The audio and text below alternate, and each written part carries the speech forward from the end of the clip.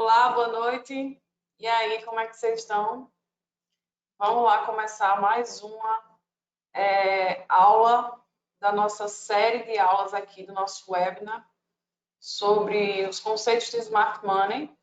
Espero que vocês estejam gostando, né, da nossa série, do nosso webinar. E hoje a gente vai falar sobre a parte 2 de estrutura de mercado, certo? Ficaram alguns conceitos para eu falar, são os conceitos mais técnicos hoje, para a gente aprofundar um pouco mais e complementar a primeira parte que foi na semana passada. Então, vamos lá começar. Antes de mais nada, quero lembrar para vocês que nós não fazemos recomendações de investimento, certo? E tudo que eu disser aqui tem que ser tomado a título somente de educação, certo? Só área educacional. E é isso. Bom, hoje a gente vai dar uma olhada em alguns conceitos super importantes. Para mim, sinceramente, são os conceitos mais importantes do Smart Money e do trade em si, que eu acho que é a estrutura de mercado. Em qualquer tipo de método que você use, ela vale para qualquer método. Então, se você entender a estrutura de mercado como um todo, você consegue se posicionar bem, entendeu? Independente do método que você use. Então, é super importante entender bem esses conceitos que a gente vai falar hoje. Então, a gente vai falar um pouco sobre a estrutura do candle, qual a importância daquelas partes do candle, né? Que tem gente que praticamente não liga ou acha que o candle está ali de enfeite, mas dentro de um candle tem muita informação. Um só candle ele pode fazer toda a diferença dentro de uma operação. Obviamente, dependendo do lugar que ele aparece, né? Então, a gente precisa saber o que é que significa cada parte do candle e depois, sabendo o contexto da estrutura de mercado também, a gente vai colocando essas informações nos lugares certos e assim a gente consegue fluir, né, nosso operacional de uma forma que traga as probabilidades ao nosso favor, que é isso que a gente quer. Então, cada informação dessa ela vai ser importante para depois a gente juntar tudo e conseguir ter uma fluidez maior no nosso entendimento do mercado, certo? Então, depois a gente vai ver o que significa o fluxo de ordens, né? Como é que é formado a dinâmica do preço e como é que o mercado se move, por que ele se move. Então, é nessa parte que a gente vê sobre isso. E depois a gente dá uma olhada nas estruturas e subestruturas, que também são muito importantes. Eu acho até que eu troquei a ordem. Acho que é quebra de estrutura primeiro. Mas, enfim, estruturas e subestruturas, para a gente entender direitinho. Quando eu falo, às vezes, nas lives de análise, e às vezes fica um pouco confuso você saber o que é uma subestrutura e o que é uma estrutura. E aí hoje a gente vai ver direitinho cada uma, o que é que significa. E sobre a quebras de estrutura do mercado, que também são importantíssimas, né? Que é basicamente daí que a gente consegue entender para onde o mercado está indo, qual a tendência, onde é que se aplica melhor o nosso método, porque ele depende também da quebra de estrutura de mercado. Então, é um assunto importantíssimo. Então, hoje vai ser bem legal. Vamos acompanhar aqui. Meu nome é Tainá, para quem não me conhece, e sou trader há 4 anos. Me sigam lá no Instagram, para a gente trocar uma ideia melhor. É @Tai, eu mudei o Instagram agora, é Tai, com y.kerli, com esse aqui, KEHRLE, certo? Quem não me segue ainda, pode seguir lá no Instagram. E pronto, vamos lá começar a... Não, primeiro é isso aqui mesmo. Vamos começar por aqui, no nosso slide, falando sobre a tal da estrutura do candle. Bom, o candle é nada mais, nada menos que a unidade básica do trading, não é? Em um gráfico de mercado. Então, aquela barrinha que a gente vê dentro do gráfico no mercado, que é o nosso candle ou candlestick, também é chamado assim, a gente abreviou para candle ou vela, enfim, a gente pode chamar qualquer um desses nomes. É a unidade básica de mercado e é a partir dele que tudo é originado. Não é? Todo movimento e todo o nosso estudo é originado a partir dele. Então, é nossa unidade essencial. Cadê? Passar. Os candles são a linguagem dos mercados financeiros. E se você adquirir a habilidade de ler gráficos, entenderá o que o mercado está lhe dizendo e poderá tomar a decisão certa, no momento certo. Pois é. Então, quando a gente fala de candle e quando a gente fala de gráfico, o que a gente aprende aqui, o que a gente está aprendendo aqui, nada mais é do que a habilidade de ler os gráficos, né? Ler os gráficos e conseguir extrair dinheiro deles. É para isso que todo mundo aprende a ler os gráficos, que a análise técnica ela fala somente sobre isso. Aprender a ler os gráficos ou para investir melhor, com um investimento de longo prazo, você saber basicamente onde você vai entrar num preço melhor no seu ativo, ou para especular, que é o que eu faço e o que eu acho que a maioria aqui também está procurando, né? Que normalmente as pessoas que procuram mais, né, o estudo da análise técnica, pelo menos é o que eu acho, normalmente as pessoas que mais procuram são os especuladores, que somos nós, traders. Os investidores mais de longo prazo, position traders, normalmente eles compram mais baseado no fundamental, né? Na análise fundamentalista. A análise técnica, normalmente quem gosta mais de estudar e quem usa mais análise técnica são os especuladores. Bom, o comportamento humano em relação ao dinheiro é sempre dominado por medo, ganância e esperança. A análise dos candles nos ajuda a entender esses fatores psicológicos em movimento, mostrando-nos como compradores e vendedores interagem uns com os outros. Pronto, o candle, na verdade, ele nada mais é do que um retrato, não é, em uma figura que representa a interação entre os fatores psicológicos do mercado, né? entre as pessoas do mercado que dominam o mercado. Tudo bem que a gente sabe, né, que o mercado ele não é feito, a maioria dele hoje em dia não é movimentado praticamente por pessoas, porque existem, a maior parte dele é movimentada pelos robôs, né, pelos robôs HFTs das instituições. Só que quem programa os robôs são pessoas. Então, o mercado ele é essencialmente formado por pessoas, porque os programadores dos robôs eles têm que saber por que eles estão programando o robô daquela forma para buscar certos tipos de preço em certos momentos, né?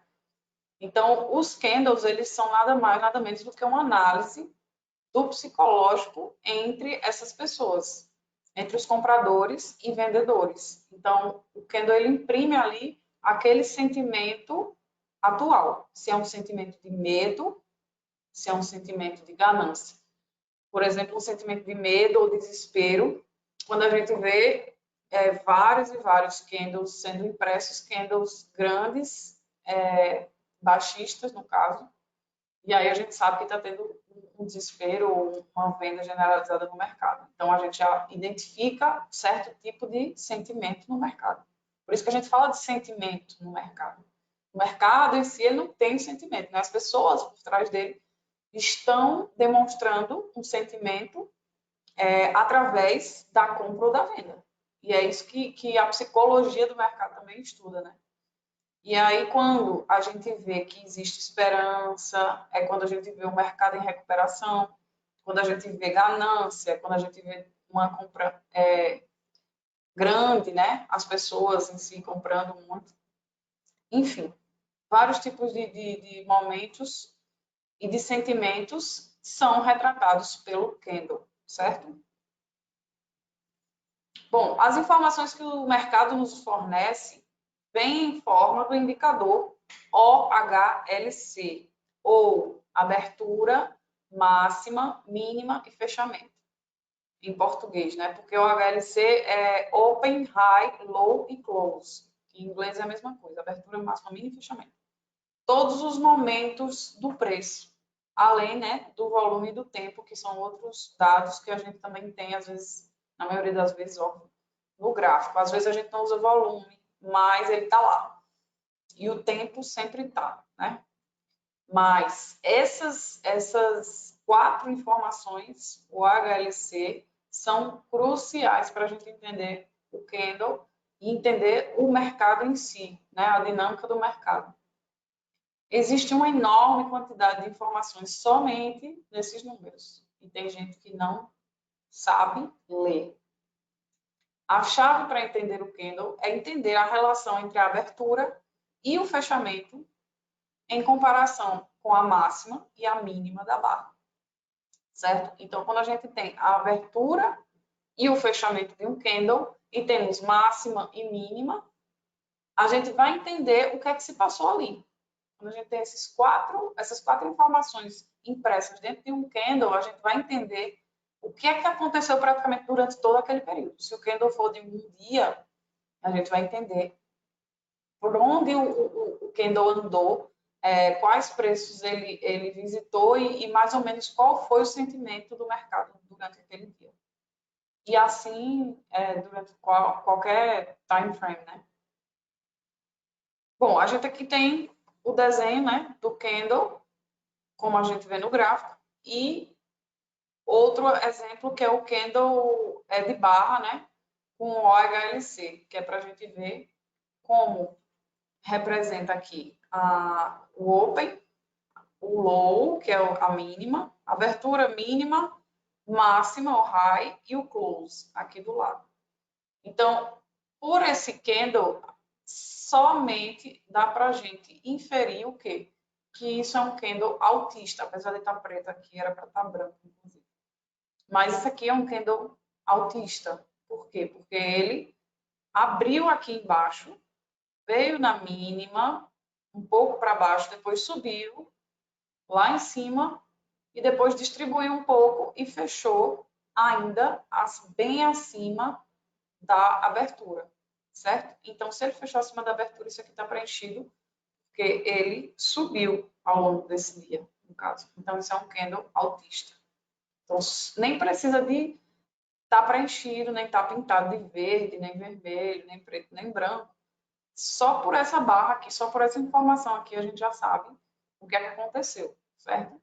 Então, existiu uma pressão vendedora no início, provavelmente no início da sessão, mas ela não foi suficiente e depois os compradores levaram a melhor, empurrando o preço lá para cima e no final das contas ele fechou um pouco mais abaixo.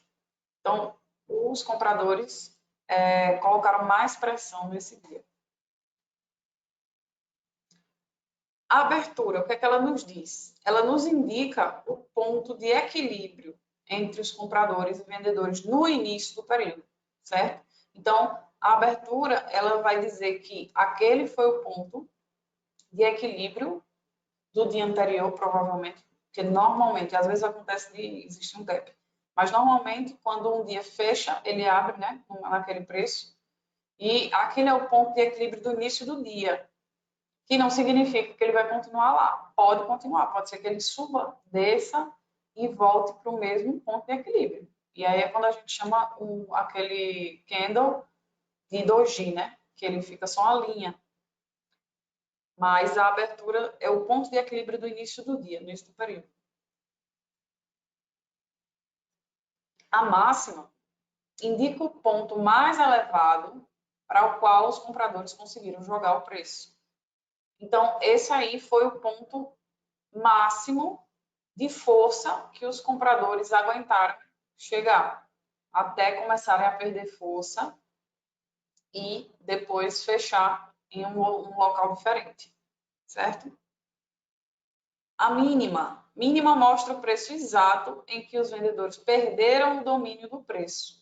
Então, da mesma forma, os vendedores empurram ao máximo, preço para baixo, e aí chega na mínima, só que nessa mínima é o lugar que eles perderam esse domínio. E aí os compradores assumem e sobe de volta o preço. Fechamento, ele vai indicar o ponto em que o mercado decidiu equilibrar o preço no final do dia. Então, pronto. A abertura, ela vai ser o equilíbrio do início do período e o fechamento vai ser o equilíbrio do mercado no final do período ou do dia, certo? Aqui a gente tem dois exemplos, né, de candle de alta e candle de baixa. Então, nesse exemplo, temos o chamado pavio superior, às vezes a gente chama de wick, que é pavio em inglês, ou tem gente que chama de sombra também. E aí a gente tem a máxima, vou voltar aqui, a máxima nesse candle altista, o fechamento, que no candle altista o fechamento sempre fica em cima, certo? Temos a abertura, que é lá embaixo, e a mínima, que é no pavio inferior. Então, no candle altista, sempre vai ser essa configuração aqui. Obviamente, a gente pode ter diferenças no corpo do candle e nos tamanhos dos pavios, né? Mas, basicamente, a configuração é essa. E no candle de baixa, é o contrário. A gente vai ter a abertura em cima, que é onde o ponto de equilíbrio começa, e o fechamento vai ser embaixo, que é o resultado da força vendedora que atuou nesse dia, certo? Se o fechamento estiver acima da abertura, podemos dizer que a vela está em alta, como eu já disse, o que significa que o mercado está subindo nesse período. Se o fechamento estiver abaixo da abertura, podemos dizer que a vela está em baixa, o que indica que o mercado está caindo nessa sessão. Utilizar os conhecimentos sobre a estrutura do candle nos ajuda a entender como o mercado está funcionando naquele período, como eu falei anteriormente. Os corpos dos candles nos dizem como terminou a disputa do preço, porque a gente sabe que o que acontece no mercado nada mais é do que uma disputa, né, entre compradores e vendedores. Então, o corpo do candle, ele vai dizer para a gente o que aconteceu no final dessa disputa. Se temos mais corpo que pavio, nos diz alguma informação. Se o preço começou caindo abaixo da abertura e fechou muito acima dela, nos diz outra informação. Então, só pelo corpo do candle e pelos pavios, como eu disse, nós temos vários tipos de informação.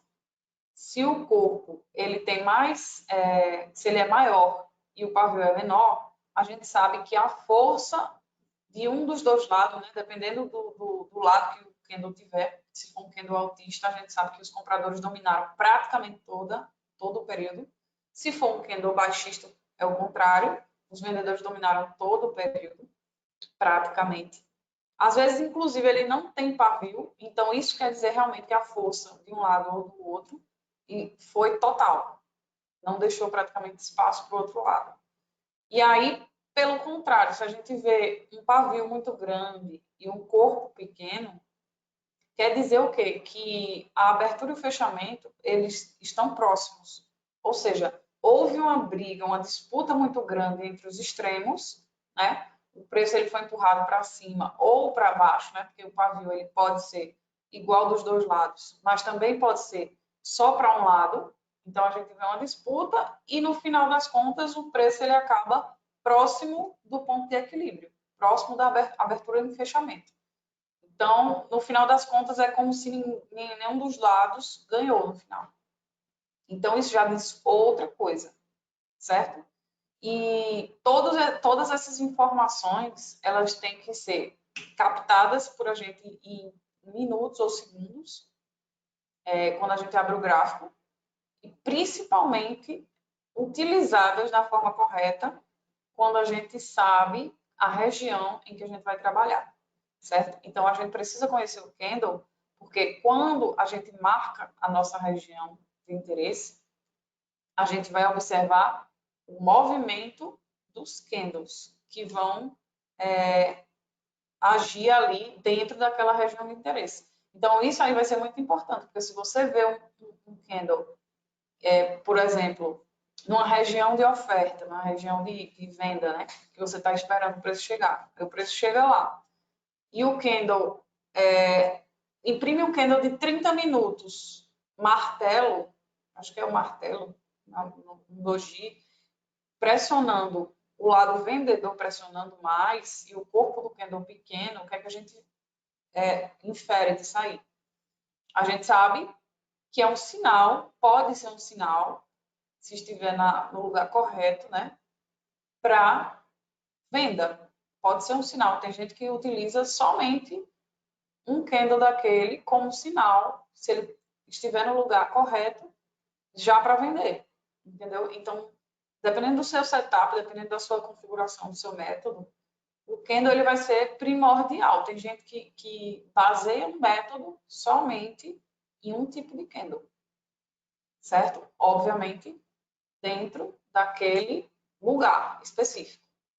Então, isso é muito importante para a gente aprender e, inclusive, ter um raciocínio até rápido de entender como o candle funciona, qual a informação que ele está trazendo.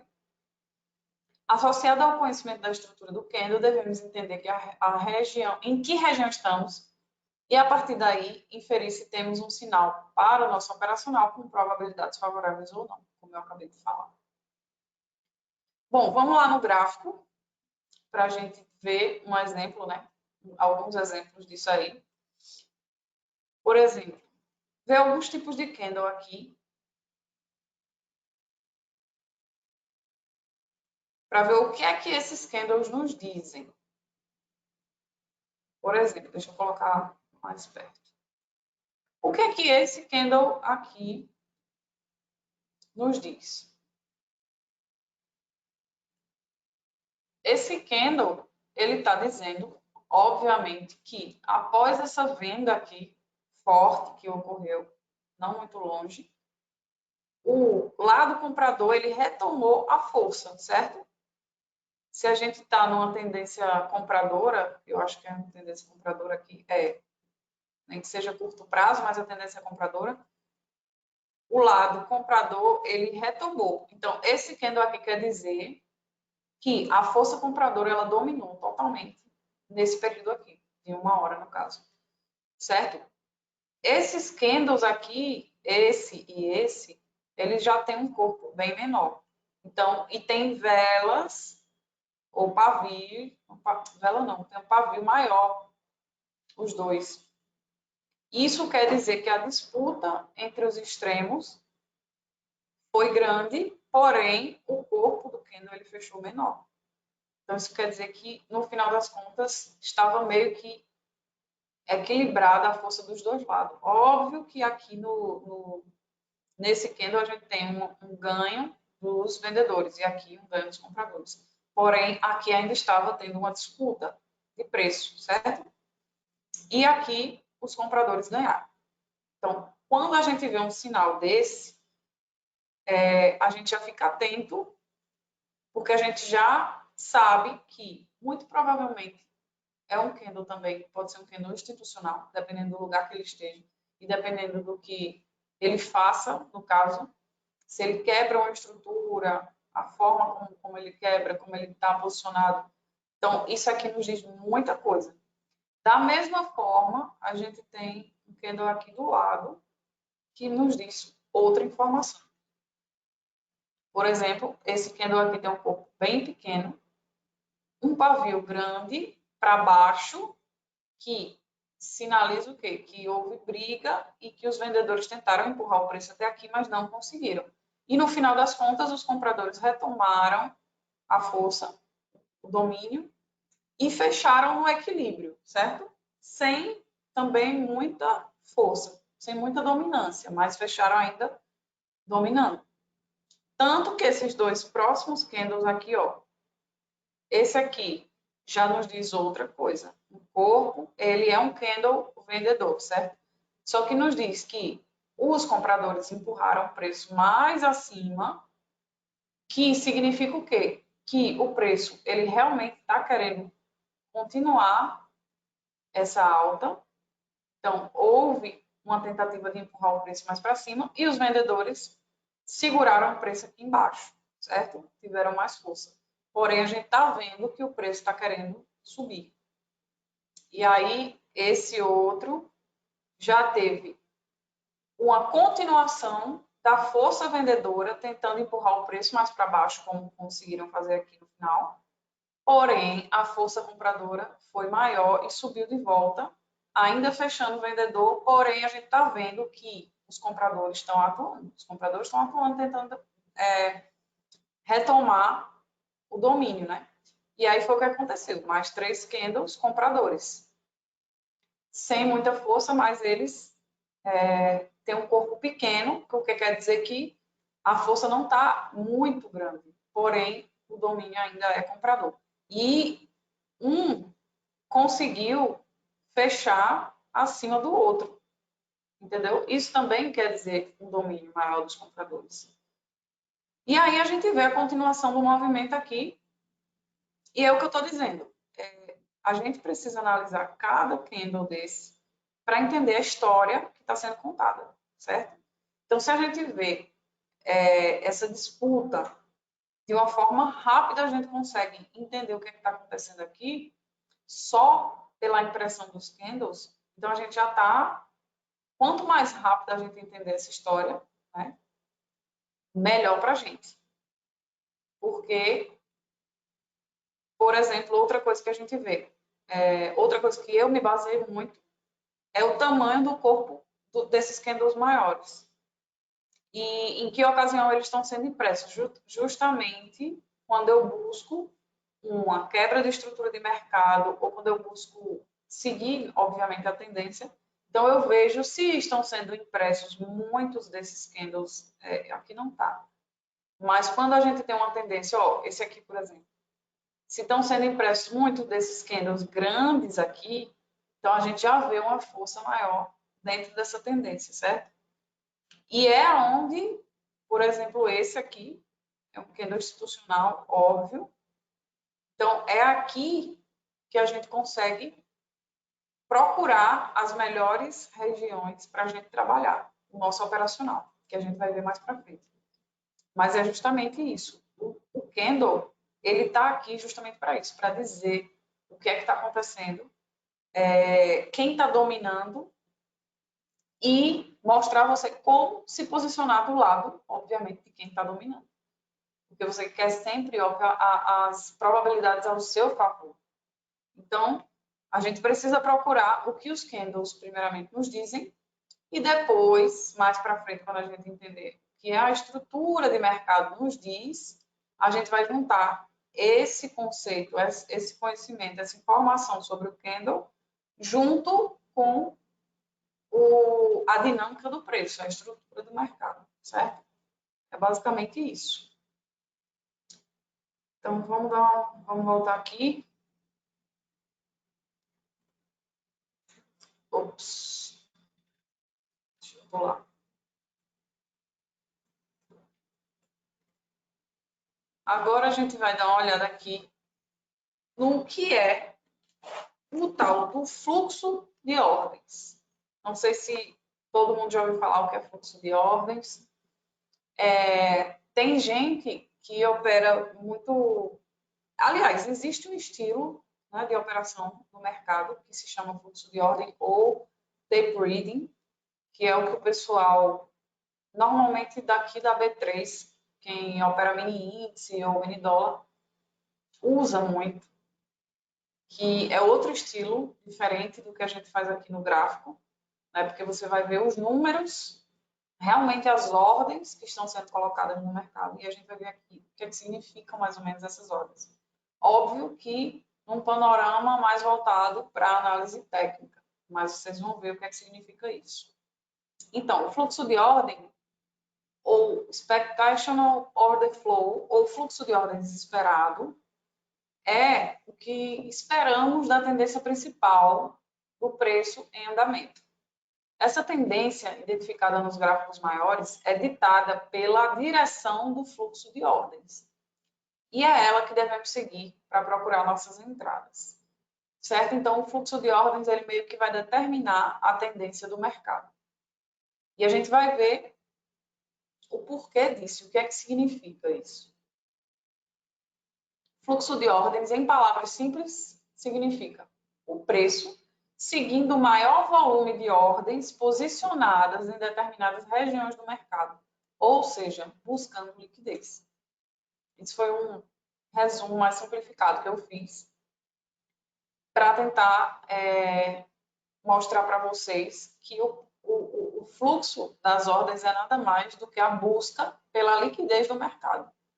Para quem já estuda, né, Smart Money, sabe que a liquidez ela é basicamente o principal fator que faz o preço se mover, que faz o mercado se mover, né? Então a gente vai ver o porquê agora. É o que realmente faz com que o preço se mova, certo?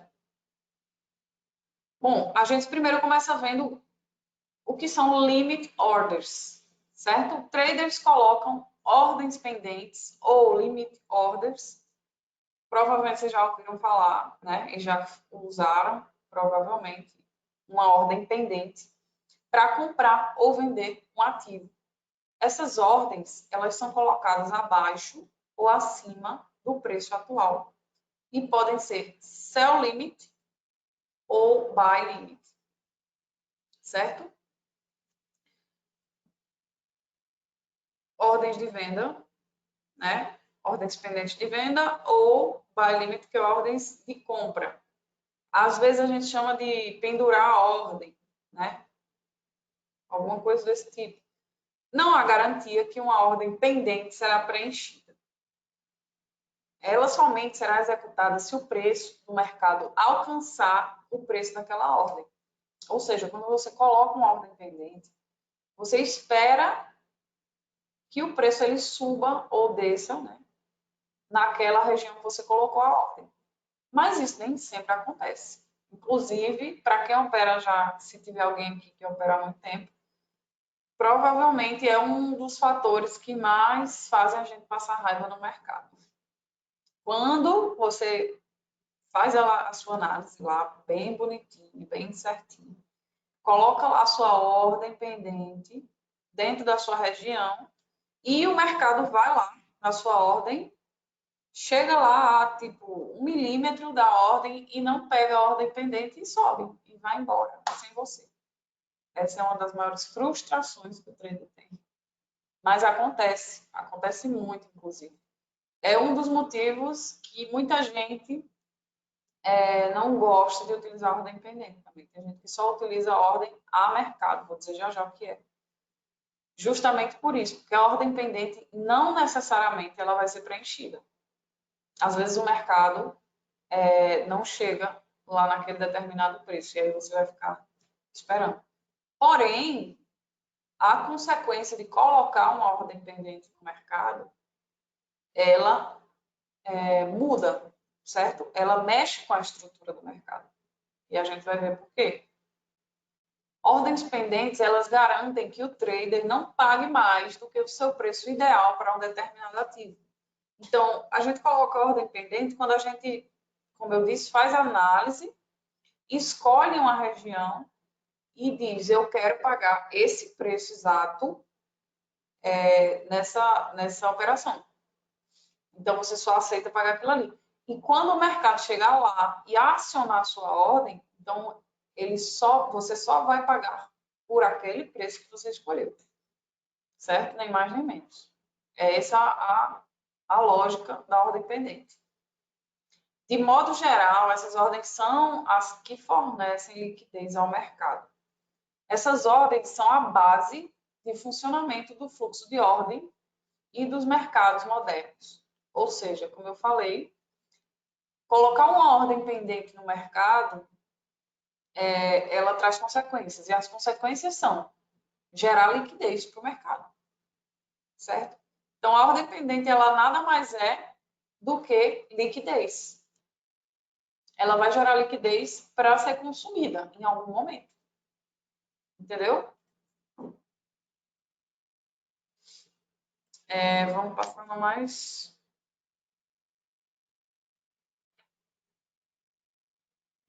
Ordens de limites em um livro de ordens do mercado são dessa forma. Eu trouxe uma figura para mostrar mais ou menos, né? Porque nem todo livro de ordens é assim. Isso aqui acho que é um indicador que mostra o book de ordens no MetaTrader 5. Para vocês terem uma ideia de como é, quem nunca viu, né? Como é que fica as ordens do mercado. Aqui é o preço, né, do ativo. E em cada preço, cada faixa de preço dessa, vão ter determinado número de ordens. Então, aqui é o máximo, ó, a maior parte das ordens está aqui nessa faixa, do 95.910, tem 469 ordens de venda. Então, a gente já sabe que essa é uma faixa de oferta, é isso? Ou uma resistência, né, como o pessoal do varejo chama. E aqui, outra distribuição, aqui no meio um equilíbrio, e aqui embaixo a distribuição das compras, e a gente chega no 95.800, com 383, acho que são 83,63 ordens.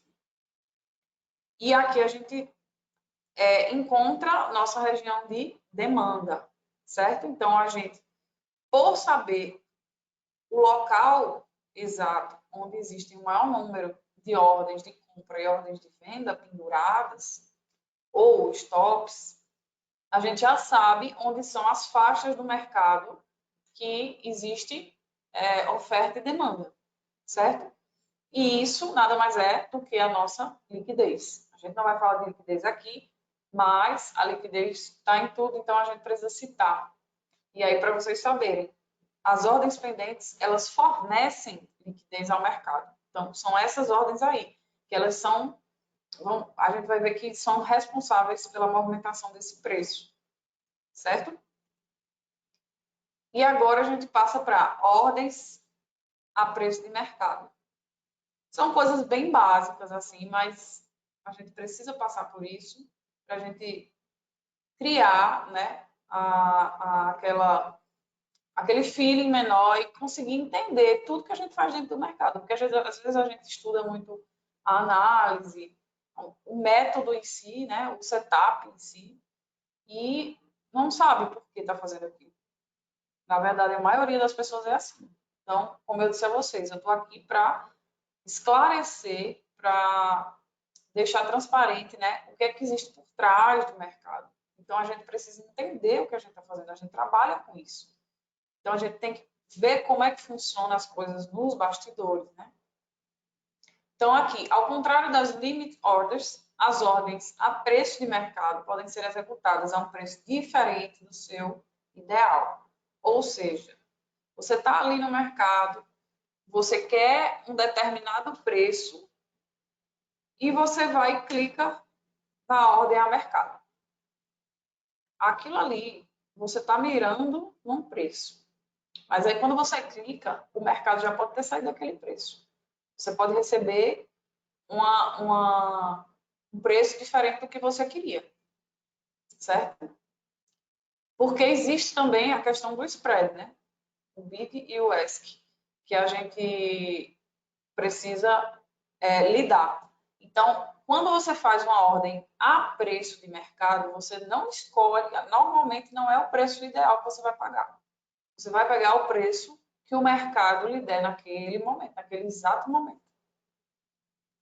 De forma simples, uma ordem a preço de mercado executará a quantidade que você pediu, que é o tamanho da sua posição, o mais rápido possível. Dessa forma, você recebe o preço de mercado, do mercado. A ordem a preço de mercado demanda o consumo ou execução de uma ordem naquela faixa de preço atual. Ou seja, ela reduz a liquidez existente no mercado.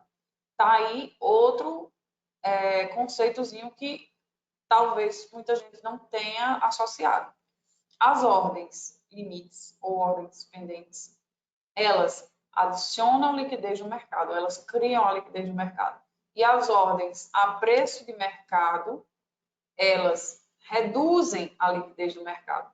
Entendeu? Então, quando você entra comprando ou vendendo em certa faixa de preço, você vai estar tomando a liquidez daquela faixa de preço, que já está lá. Alguém ali está querendo comprar ou vender. E aí você vai lá e compra ou vende aquele preço que já está gerando aquela liquidez, certo? Então, você consumiu a liquidez no mercado. É importante saber que o preço só muda quando a liquidez, ou limit orders, em um preço foi consumido.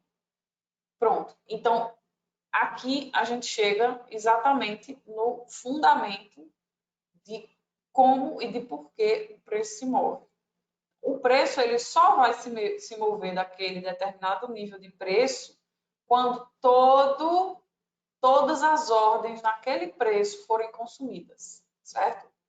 Então, quanto maior é a liquidez numa determinada faixa de preço, quanto mais ordens tem ali, obviamente mais demorado um pouco vai ser para ele mudar de preço, porque ele vai ter que consumir toda aquela liquidez para mudar o preço, certo? E aí a gente chega no stop orders. Uma stop order é um tipo de ordem que se torna uma ordem a mercado quando o preço de um ativo alcança um nível pré-determinado. Stops são geralmente referidas como stop loss, buy stop ou sell stop, certo? Os três tipos de ordens funcionam da mesma forma. No entanto, uma stop loss geralmente é uma ordem para sair de um mercado, enquanto ordens do tipo buy stop ou sell stop são ordens para entrar no mercado. Ordens do tipo stop também oferecem liquidez ao mercado, certo? Veja só, esse tipo de ordem, ela é meio que uma ordem dupla. Ela oferece liquidez ao mercado, né? Porque elas são penduradas lá, no caso da buy stop, sell stop e dos próprios stop loss, que são uma ordem de compra ou de venda, dependendo do seu posicionamento. Da mesma forma, elas contribuem também com a mudança do preço, ou consumindo a liquidez quando são ativadas e viram ordens executadas a mercado, certo? Então, deu para entender que as limit orders, ou ordens pendentes, elas adicionam liquidez ao mercado. As ordens executadas a mercado, elas consomem a liquidez do mercado, e as stop orders, elas fazem as duas coisas. Ou seja, elas adicionam liquidez quando são colocadas e também consomem quando são executadas. Isso permite que traders as explorem e aproveitem as ineficiências que elas criam. Aqui a gente tem um exemplo do que é um buy stop. O buy stop nada mais é do que quando a gente está com o preço, ele está aqui abaixo e a gente está comprador. Sabe que o mercado está em tendência compradora. E aí, como o preço está abaixo, você coloca uma ordem acima do preço de compra. E aí, quando o preço bate naquela ordem, ele vai com o mercado, você entra comprado. Você coloca a ordem pendente de buy stop, então você adicionou liquidez ao mercado. O preço bate naquela ordem e aí você é acionado e consumiu liquidez ali e você vai junto com o mercado, comprado. Sell stop é a mesma coisa. O preço está num determinado nível e você coloca uma ordem de venda abaixo do preço. Então, quando o preço bate na sua ordem, ele vende, certo? E aí o preço desce. O buy limit e o sell limit é o que normalmente a gente usa mais, né? Que é quando a gente vai comprar normalmente numa reversão e a gente adiciona o preço, a gente coloca uma ordem de preço contrária ao que o preço está fazendo. Então, se o preço está vindo para baixo, a gente coloca uma ordem de compra numa determinada faixa de preço, porque acha que o preço vai subir a partir dali. Então, a gente compra, é buy limit. E o sell limit, contrário, quando a gente coloca uma ordem de venda na região de oferta, acreditando que o preço vai bater e vai descer. E aí a gente vende ali. Vamos para um exemplo prático aqui. Bom, a gente tem aqui uma tendência de alta no curto prazo no euro-USD, por exemplo. Por causa disso, a liquidez é menor nas ofertas do que na demanda. traders institucionais querem entrar comprados sem mover muito o preço, certo? Então, a gente tem aqui, deixa eu pegar a caneta, um apontador. A gente tem aqui essa região que a gente já está vendo que é uma estrutura ascendente, não é isso? Temos uma região aqui de ofertas, né? Que a gente é uma região vendedora, então a gente tem buy stops aqui, que tem gente que quer que colocou ordens, limites aqui de compra para quando o preço bater aqui, comprar. E também temos os stops de pessoas que venderam aqui nessa região. E os stops de compra delas ficam aqui em cima. Então, são buy stops que a gente tem aqui, na região de oferta. E aqui embaixo a mesma coisa. Temos os sell stops, que são ordens limites de venda, para quem quer vender se o preço passar daqui. E temos os stops de compra do pessoal que está comprado aqui. E aí, o que é que acontece? Vejam a lógica do mercado. Se a gente está numa tendência de alta, qual é a região que vai estar com o maior número de liquidez? Qual é a região que vai estar com o maior número de ordens? Todo mundo está vendo que está comprando. Então, a maior região, a maior liquidez aqui, a gente vai ter na demanda, certo? Então, abaixo aqui dessa região, esses sell stops, a gente tem muita liquidez. E se a gente sabe que o institucional ele vai querer comprar aos pouquinhos, para não mover muito o mercado, a gente sabe que ele provavelmente vai vir aqui e a gente tem uma região aqui com fundo duplo, né? Chamado de fundo duplo pelo pessoal do varejo, que no Smart Money a gente chama isso de equal highs ou de equal lows, ou seja, de fundos iguais, mesma coisa. E aí, o que é que a gente pode adiantar aqui? Vai ter uma busca de liquidez nessa área. Não é? Se o preço ele sempre se move por causa da tomada de liquidez, a gente procura uma região com maior liquidez para tomar essa liquidez e o preço continuar. E aí é isso que acontece. Então, vamos ver o que é que aconteceu aqui. Olha aí.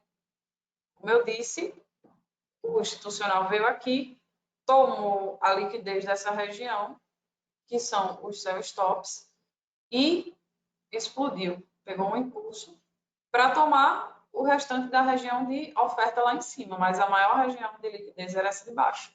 Então, ele veio aqui, pegou essa liquidez e subiu, para continuar a tendência altista, certo? Então, é isso que a gente tem basicamente toda hora dentro do mercado.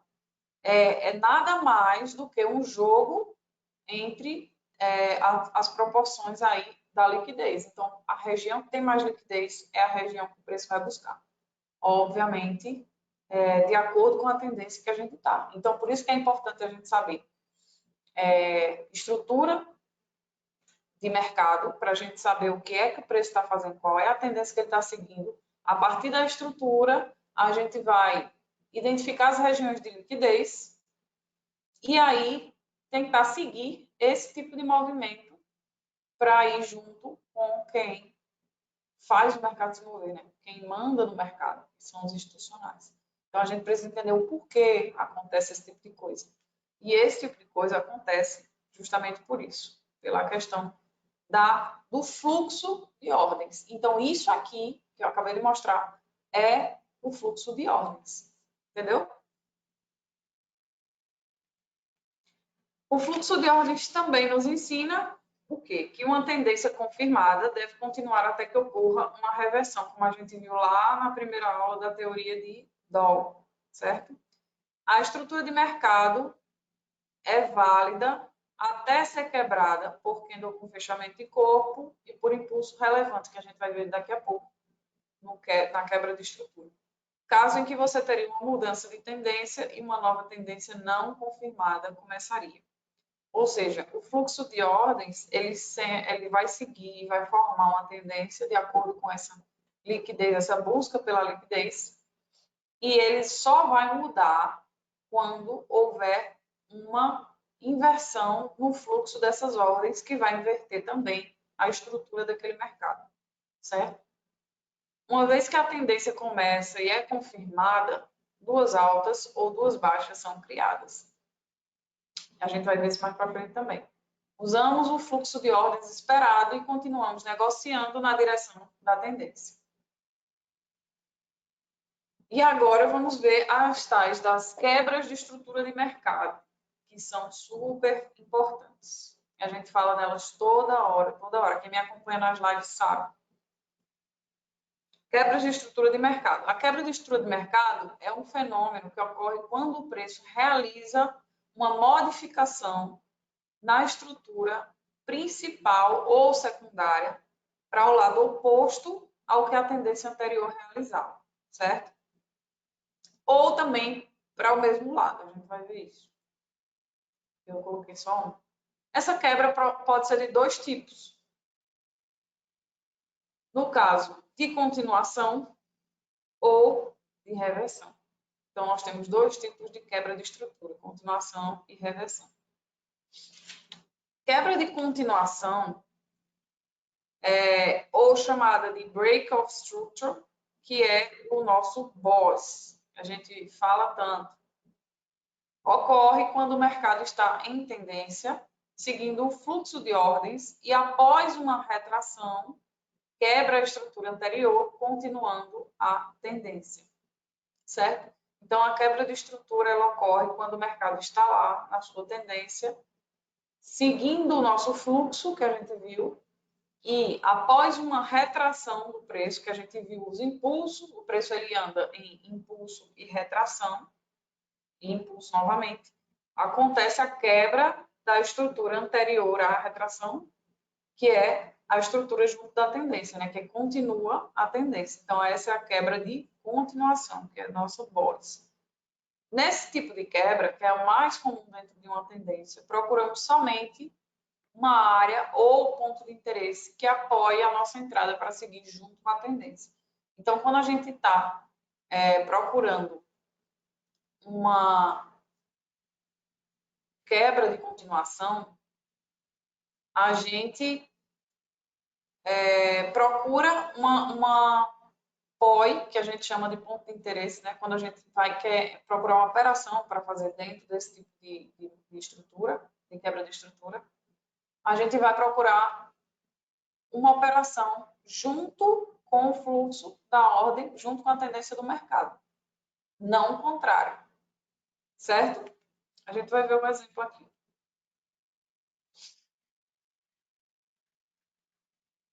Toda vez que a alta, isso aqui eu coloquei que eu tive um erro aí, mas toda vez que uma alta de preço é quebrada, deixa um higher high e no pullback deixa um higher low. Então, continua a quebrar a alta. Ou seja, a gente aqui tem um topo mais alto, que é o nosso higher high, depois um topo mais baixo, depois um fundo mais alto, topo mais alto, fundo mais alto. E assim vai, seguindo uma tendência altista, certo? Rotulamos cada vez que ele quebra esses pontos como BOS. Isso é para nos dizer que o preço ainda continua a sua ascensão e os compradores ainda estão no poder, certo? Então, quando a gente vê essas quebras aqui da estrutura anterior continuando a tendência principal, nós temos o BOS. E é uma quebra de continuação. Eu coloquei BMS porque a gente também tem gente que usa esse termo também. Aqui a gente tem um exemplo no gráfico de uma tendência baixista que temos algumas quebras de continuação, certo? Quebra com fechamento de corpo de forma significativa, que não foi, por exemplo, só um candle e subiu, e não foi só o pavio. Então, nós temos alguns candles após o último fundo. Então, temos uma quebra de continuação. Outros candles após o último fundo. Então, temos uma outra quebra. E aqui da mesma forma. Aí, após uma retração, né, saudável, e a gente tem a quebra, certo?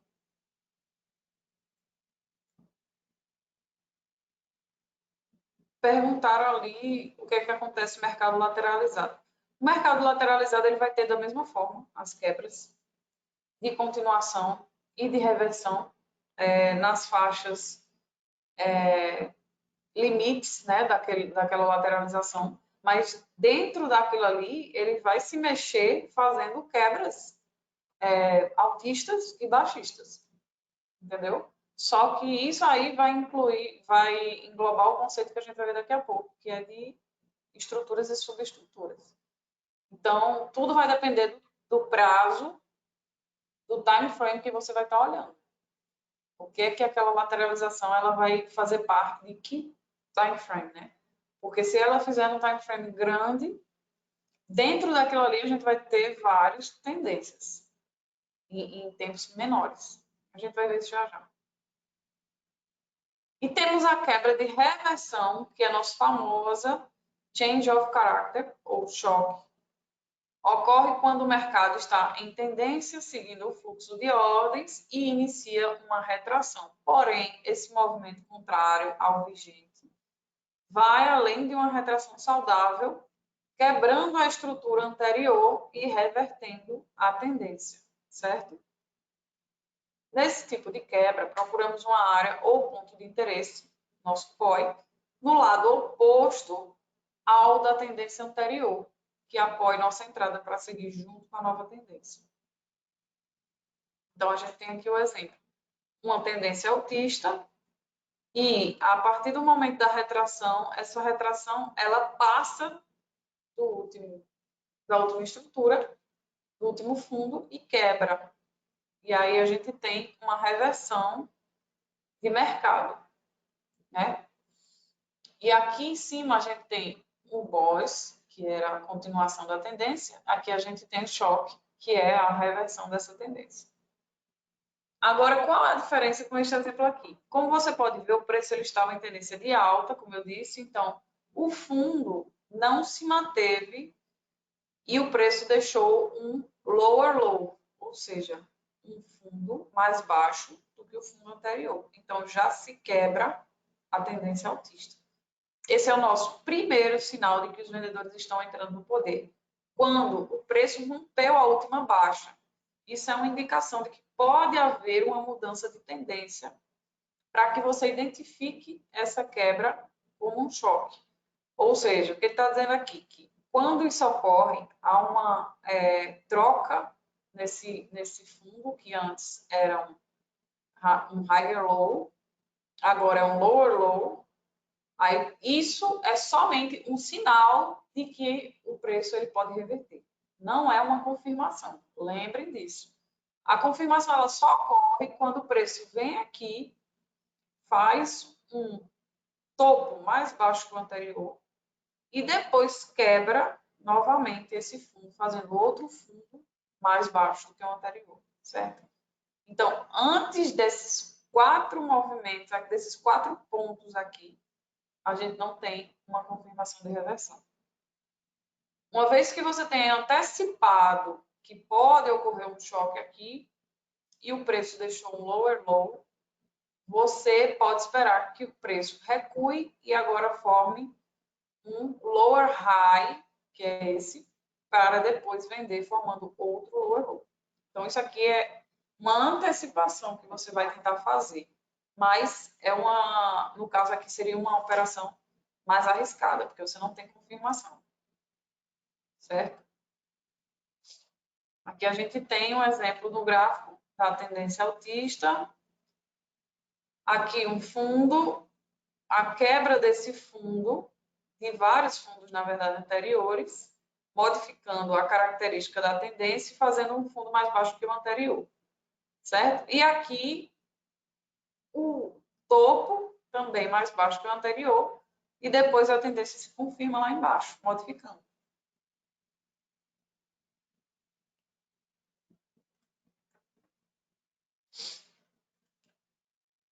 Cadê? Vamos passar. Aqui outro exemplo, que a gente tem uma tendência altista e depois uma quebra dessa estrutura da tendência anterior, o preço volta aqui, faz um topo mais baixo, outro, e depois quebra novamente. confirmando a tendência baixista. Para que uma tendência seja confirmada, como eu acabei de falar, 2 topos e 2 fundos devem ser criados. A primeira quebra de estrutura nos deixa sem confirmação e tanto as compras quanto as vendas ainda estão na mesa, certo? Ou seja, o preço ele pode continuar a tendência. Pode ter sido somente uma busca por liquidez, que acontece muito. Por isso, é importante a gente esperar uma confirmação dessa tendência, para não levar um revés no mercado. Uma vez que uma tendência é confirmada, o fluxo de ordens esperado é seguido até o fim da tendência, como eu falei para vocês. Ou seja, o fluxo de ordens ele segue e ele só vai modificar quando há uma confirmação da reversão, novamente. Aqui a gente tem outro exemplo, com algumas quebras de estrutura, numa tendência baixista, certo? Boys novamente. Então, aqui a gente tem nossa tendência baixista. Aqui nós deixamos um último topo. O preço, ele fez um fundo mais alto do que o anterior, já podendo sinalizar que poderia mudar a tendência. Veio aqui, tentou quebrar esse topo, não conseguiu dar continuidade, pelo menos nesse instante, voltou um pouco, subiu e quebrou o topo anterior. Na verdade, 3 topos anteriores. E aí, confirmou aqui, né, uma antecipação, né, do nosso choque, que é uma primeira quebra de estrutura sem confirmação ainda. E aí, quando ele fez um topo mais alto do que o anterior, um fundo mais alto que o anterior, a gente espera o quê? A próxima quebra de estrutura para poder confirmar os 4 pontos de swing. E aí ele veio aqui, tentou quebrar esse topo, mas não fechou acima também. Voltou, fez outro fundo só que mais alto e aí quebrou novamente. Então, a gente tem a segunda confirmação. Segunda quebra de estrutura e a confirmação de fato. Depois, a continuação da tendência, a gente continua chamando de boss. Boss aqui e aqui. Certo? Vamos agora falar um pouco de estruturas e subestruturas, que é um assunto que muita gente se confunde, né? Quando falamos de estruturas, estamos também falando de prazos. Ou seja, as estruturas, para a gente destacar uma estrutura como estrutura ou subestrutura, ou estrutura principal e estruturas secundárias, terciárias, enfim, a gente precisa falar de prazos. Então, os prazos, eles são primordiais para a gente situar o que é que está acontecendo e onde a gente está em relação ao movimento daquele mercado, certo? Então, como sabemos, o mercado é fractal. Tem gente que sabe o que é isso, é uma palavra meio estranha, e tem gente que não sabe. Então, a gente vai mostrar que o mercado ele é fractal. O que quer dizer fractal? Quer dizer que o mercado ele tem várias propriedades que se repetem em todos os time frames, certo? Então, quer dizer que ele faz movimentos e tem propriedades em diário que são repetidos várias e várias e várias vezes nos time frames de 4 horas, de 1 hora, de 15 minutos. Então, quando o movimento está no diário, quer dizer que ele já se repetiu várias vezes nos outros time frames, certo? Aquela mesma propriedade do preço. Então, a gente diz que ele é fractal. Portanto, quando temos um movimento, temos vários outros movimentos semelhantes menores que formam o principal, certo? A gente vai ver direitinho. Por exemplo, se estamos em um prazo de 4 horas, em uma tendência de alta, teremos várias e várias ondas de 15 minutos formando esse movimento maior. Devemos sempre nos guiar pela estrutura maior, de time frames maiores, e utilizar as subestruturas que o formam como busca para um sinal mais refinado de entrada, alinhado com a tendência principal. O que é que isso quer dizer? Nosso guia maior no mercado sempre deve ser o time frame maior. Então, tem gente que aprende. Eu estou falando porque até eu mesmo fui assim quando eu era no começo. Às vezes a gente aprende aqui o Smart Money, aprende um método, algum setup, né, dentro do Smart Money e acha que já está dominando tudo. E aí todo tipo de estrutura que a gente vê, a gente vai tentar operar. Porque a gente viu o setup se formando dentro daquela estrutura e tá valendo, vamos operar, porque dá para ganhar ali e tal. Só que não é bem assim. É aí que a gente quebra muita cara. Por quê? O Smart Money, ele é um conjunto de conhecimentos que a gente aplica, que a gente precisa saber, conhecer muito bem. E a principal característica que a gente tem que conhecer é a estrutura do mercado. Justamente porque esses setups que a gente aprende dentro do Smart Money, eles só funcionam se você aplicar da maneira correta, dentro da estrutura correta. Às vezes você aplica um setup que está ali bem desenhado, só que dentro de uma subestrutura, contra uma tendência principal, em vez de aplicar na estrutura. Na subestrutura, dentro da estrutura, no momento certo. Fica meio confuso eu falar assim, né? Porque não dá para mostrar, mas daqui a pouco eu mostro. Mas o que eu quero dizer é que a subestrutura, ela vai servir para a gente refinar uma entrada ou antecipar certos movimentos que acontecem dentro da estrutura principal. Mas ela não vai servir para a gente abrir o gráfico e ir direto para ela e tentar ler o que está acontecendo ali. Não é para isso que ela serve, certo? A gente só vai ler o gráfico, analisar o gráfico, ver o que está acontecendo primeiro na estrutura maior. A estrutura menor, ela só é visitada quando a gente tem as condições todas alinhadas e favoráveis naquele momento, naquele lugar, certo? Isso é preciso a gente deixar bem claro. Devemos ter em mente que nosso primeiro dever ao abrir um gráfico é sempre identificar a tendência principal, que é o que eu sempre falo. O pessoal que me acompanha aí nas lives sabe. Eu faço sempre o mesmo percurso e eu sempre gosto de frisar isso. Primeira coisa que você faz quando abre um gráfico é identificar qual a tendência principal, onde é que a gente está, certo? E para fazer isso, essa tendência é sempre ditada pelos time frames maiores, que é semanal e diário, beleza? Mensal também, óbvio, mas assim, como a gente opera mais day trade, o mensal ele vai servir para a gente saber se aquele mês ele está realmente bullish ou bearish. Mas o semanal e o diário eles vão nos dar uma referência mais apurada da nossa tendência principal. A identificação da tendência principal deverá ser seguida da identificação da narrativa do preço, que é encontrada também no gráfico diário. Eu também falo isso muito nas lives, que a narrativa do preço ela é encontrada no diário, certo?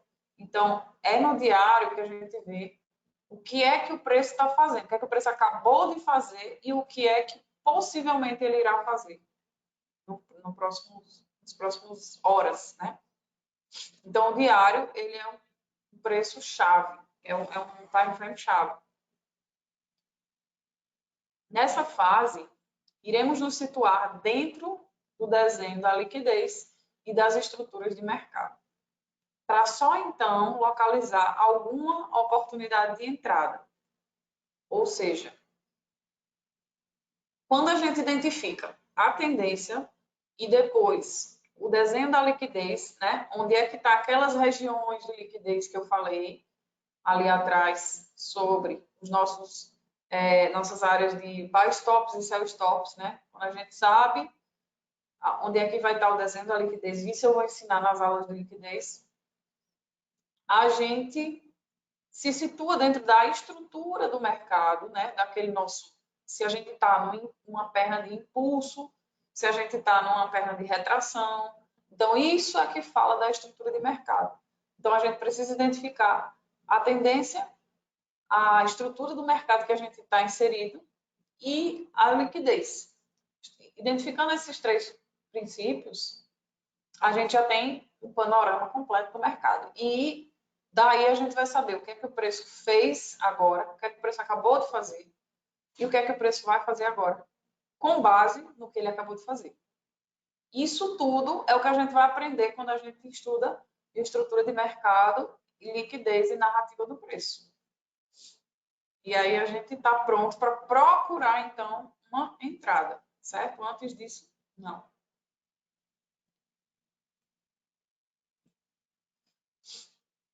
Para diferenciar as estruturas das subestruturas, devemos utilizar os conceitos aprendidos sobre quebra de estrutura. Ao longo do tempo, todos os conteúdos se conectam, como eu falei, e um é necessário para entendimento dos seguintes. Então, não adianta você pular para estudar liquidez se você não entende estrutura de mercado, certo? Quaisquer... já pulei aqui, peraí. Quando estamos em tendência de baixa, o ponto mais alto antes do boss e o ponto mais baixo são puxados. A gente puxa uma Fibo ou aquela nossa caixa de Gann, que eu já mostrei também na aula passada. E quando estamos em tendência de alta e o ponto mais baixo antes do boss e o ponto mais alto são puxados. Isso aí a gente vai ver qual é a estrutura principal. Quaisquer outras quebras ou estruturas entre esses dois pontos seriam classificadas como subestruturas, às vezes chamado de estrutura interna. Aqui a gente tem um exemplo. Como eu disse, a gente puxa, né? A gente está aqui numa tendência de alta. Então, temos aqui o nosso fundo, temos aqui o nosso topo. Aqui já teve uma quebra de estrutura, então a gente tem puxando, como eu falei anteriormente, do topo da estrutura mais baixa para a estrutura mais alta, depois da quebra de estrutura, nós temos a estrutura principal desse tempo gráfico aqui, dessa pernada, né? Tudo que é estrutura dentro desse intervalo aqui, a gente chama de subestrutura.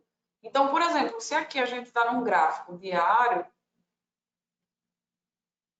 tudo que for estrutura aqui dentro, nesse impulso aqui, a gente vai ter vários tipos de quebras de estrutura, de impulsos, tá vendo? Aqui dentro, que vão ser nada mais, nada menos que subestruturas. Então, a gente pode ter quebras de estruturas contrárias, a gente pode ter vários tipos de coisa aqui. Nos tempos de 4 horas, de 1 hora, de 15 minutos. E tudo isso vai ser subestrutura da estrutura principal diária, certo? Então, a gente não pode basear o nosso operacional, nossa referência principal dentro dessa subestrutura aqui. A gente precisa se basear na estrutura maior. E a estrutura maior é que vai dizer qual é a nossa tendência principal. Principalmente isso. Por exemplo, aqui, nesse caso aqui, a gente tem essa estrutura maior, só que a gente, aqui no meio, temos uma quebrazinha de estrutura, certo? Aí, se a gente tiver aqui no diário e aqui a gente tiver no 15 minutos, a gente vai achar que estamos entrando numa tendência baixista. E pode começar a vender querendo buscar, por exemplo, esse fundo ou esse fundo. É totalmente sem lógica isso. Entendeu? Por quê? Porque a gente está dentro de uma estrutura maior que, por exemplo, a gente aqui pode achar que ele tirou liquidez aqui em cima e começou a quebrar, então eu vou vender aqui esperando que ele chegue lá embaixo. Só que ele não quebrou esse ponto aqui. E esse ponto aqui é o fundo principal da estrutura, certo? Da estrutura principal. Então, se a gente não quebrou isso aqui ainda, a gente está dentro de uma subestrutura.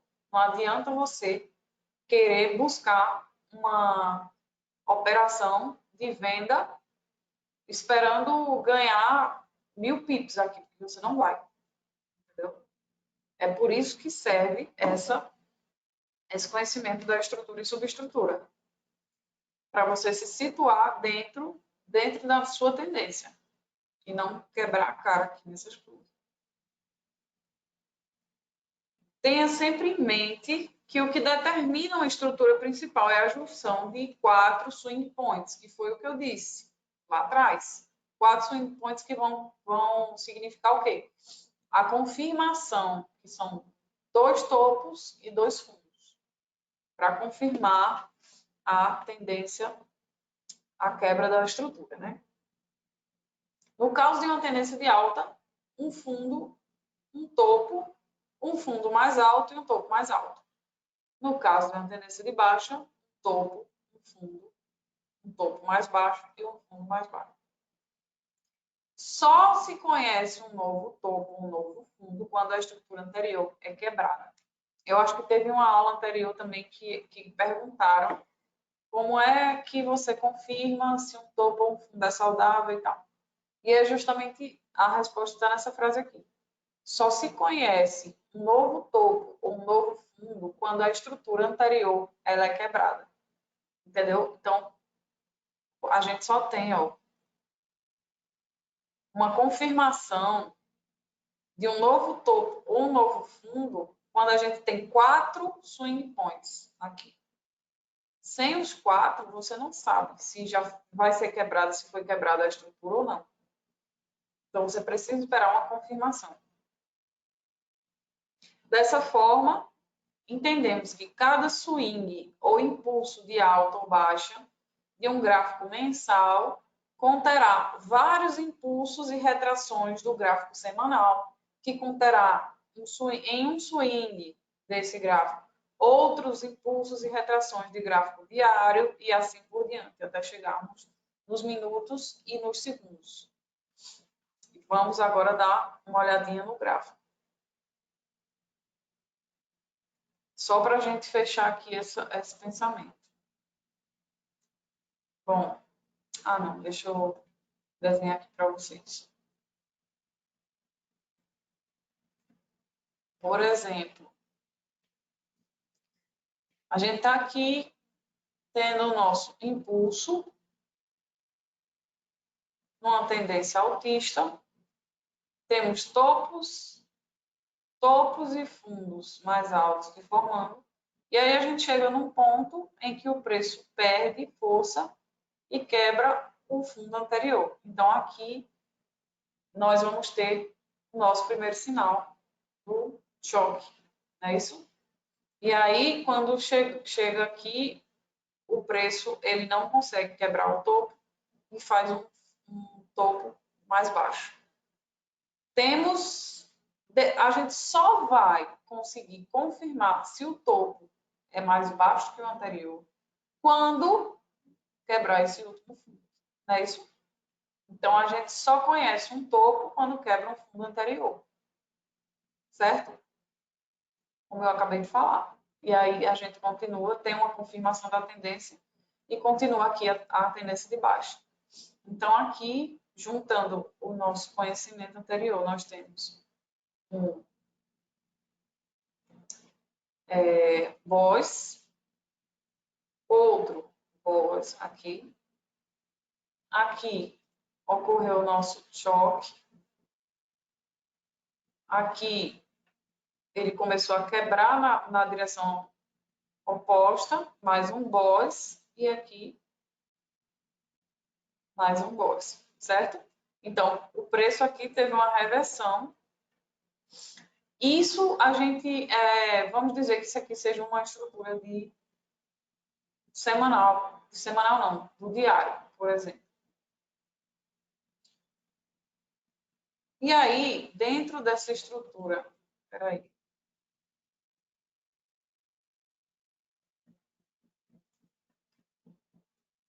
Dentro dessa estrutura do diário, a gente vai ter o quê? Várias subestruturas que vão formar 4 horas, por exemplo. E aqui a gente já vai ter mais boas. Tendência de alta no 4 horas e aqui nós vamos ter um choque no 4 horas. Então, aqui a gente vai iniciar uma tendência baixista no 4 horas até chegar aqui e ele quebrar a estrutura novamente e começar a tendência altista no 4 horas. E aí, novamente, quebra de estrutura, tendência baixista no 4 horas. E assim sucessivamente, certo? Eita, aqui ficou feio. Mas, enfim, vocês estão entendendo. Depois a gente começa uma tendência de baixa, que dentro dessa tendência de baixa a gente vai ter uma tendência altista nas retrações.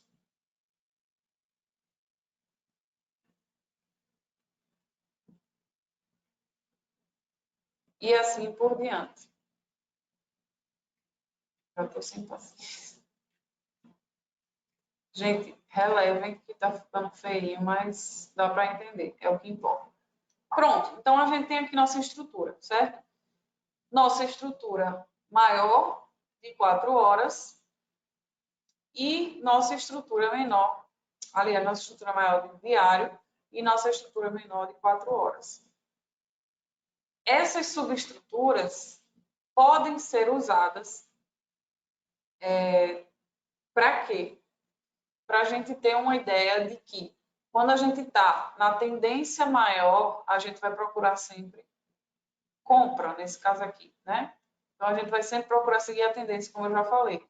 Só que, se a gente sabe pela estrutura maior que a gente está, por exemplo, numa tendência altista, e depois a gente está aqui, nessa pernada de baixo, e a gente sabe que é uma retração, porque a gente tem consciência da estrutura maior, a gente pode aproveitar, por que não, esse período aqui de tendência baixista no 4 horas, porque a gente sabe que ele vai vir pelo menos, né, até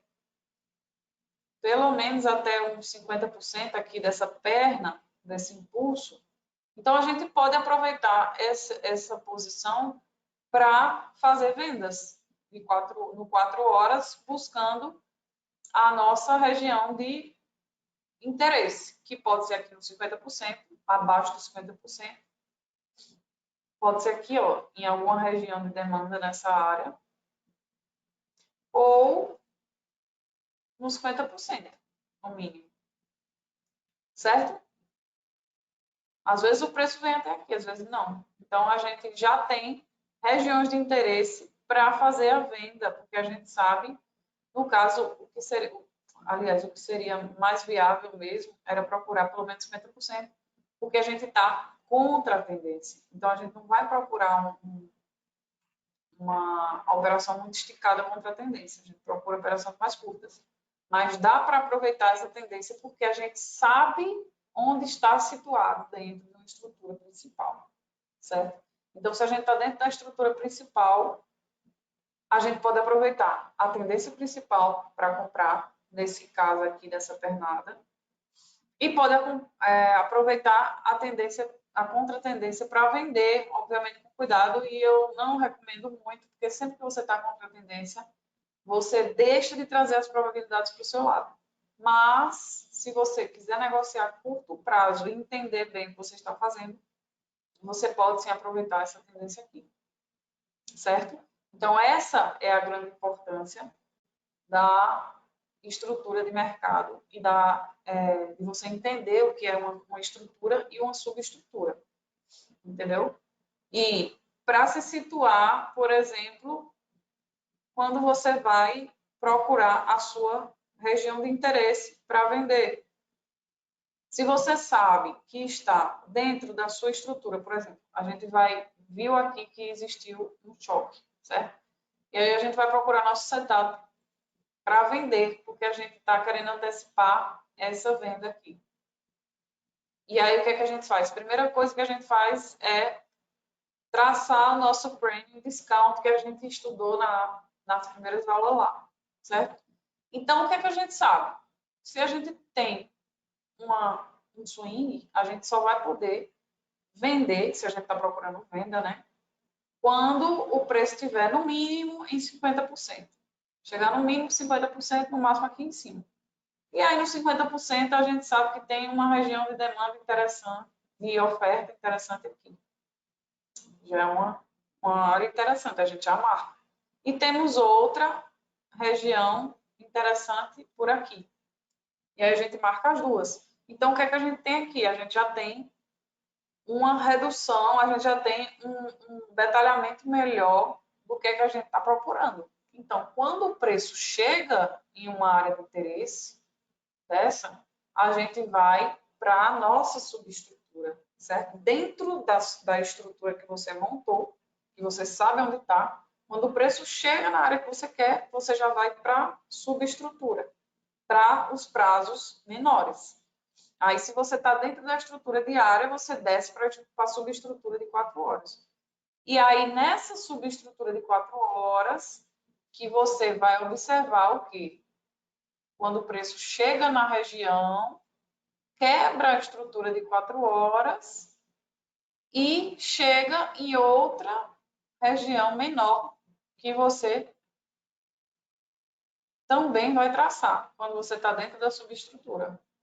Aí você traça essa sua região de interesse e você vai afunilando assim. Na estrutura de 4 horas, você vai para de 15 minutos, por exemplo, e aí você consegue pegar um refinamento do seu trade. E ter um risco-retorno bem maior, porque você vai aqui estar a favor da tendência, diminui seu stop, porque você vai estar refinado, vai ter refinado sua operação, e você vai conseguir pegar muito mais pips, né, muito mais lucro, porque você vai estar a favor da tendência. Então, a probabilidade é maior de você conseguir esticar a sua operação por mais tempo. E é isso, a mágica do Smart Money é justamente essa. Mas para você conseguir chegar nesse ponto e fazer tudo com maestria, você precisa entender perfeitamente o que é que você está fazendo e onde você está na estrutura e na subestrutura do mercado. Certo? Bom, agora acho que a gente acabou por aqui. E lembra sempre que conhecimento é poder, certo?